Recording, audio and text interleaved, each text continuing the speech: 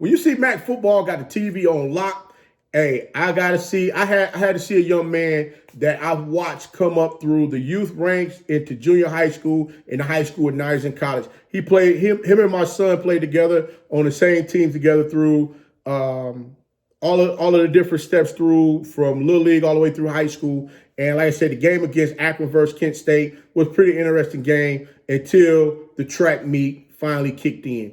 Let's get into it right after the jump. Welcome back to Tomorrow League Sports Network with your host, Coach Walker. If you're new to the channel, like, subscribe. Also, you can follow us on social media. The links are listed down below in the description. When this game first came on, I was wondering if Kent State was going to have the same scoring output they did against Bowling Green the week before, when they put up 62 points, 7 shot of tying the school record, which is 69. For the most part, watching this game on an ice field, I didn't think the score was going to get as high as it did.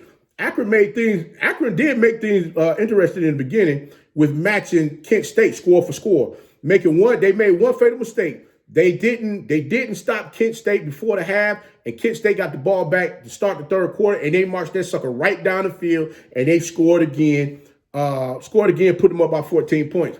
As you can tell, there wasn't much defense played tonight by both teams until the third quarter, where Kent State decided they're going to stop Akron State once they got the ball back, and they went ahead, and when I say hit the gas, they hit that gas, and you started seeing the daggone point spread just get further apart until finally Kent State pushed themselves ahead to be up by 27 points. Akron offense stalled in the third quarter after Kent State had scored again.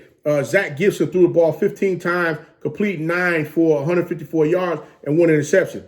Tion Dollar tried his best to keep the Zippies in the game. He rushed the ball for 202 yards on 28 carries, but it just wasn't enough. They couldn't catch the ball. I mean, and not to mention the defensive backs were losing their footing on that ice field out there. And I guess, me coming from the Midwest, I love playing in the ice and snow. And I know many of you from around the country, from all over the country, many of you have never played in the snow or played on the ice field, and that might have been their first time. But yeah, they was out there slipping and sliding around. They couldn't cut and make the tackles like they normally would. They couldn't clog the holes because the steps, their strides was too wide, or their steps was too wide. And when they tried to, plant that other foot to go ahead and push, they were out of position, and they just didn't have the leverage in place that would put them in position to make the tackles. But yes, the Flash and Golden Eagles set another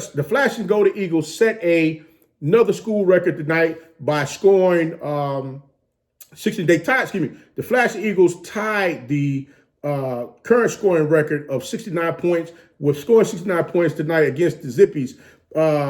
And not to mention, they had the most combined yards that I've ever seen in a game.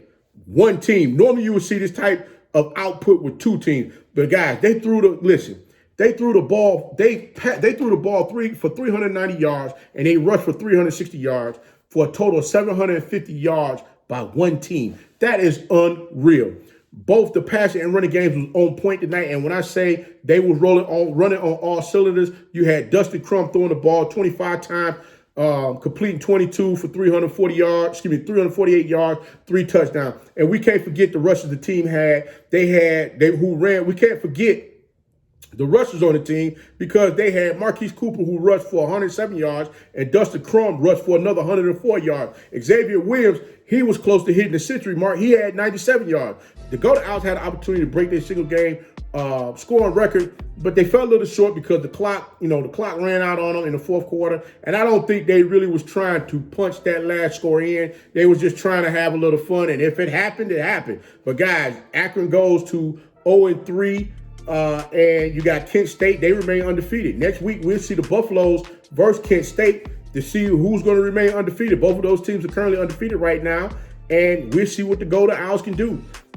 This will be the game of the undefeated. But who you got? Leave me a comment below and let me know. Are you rolling with Kent State, or are you rolling with Buffalo? The Mac is back, baby. You got to give a little credit. But until next time, guys, if you like the content, please like, share, subscribe. Also, you can follow on social media. The links are listed down below in the description. And remember, guys, be that one and lead.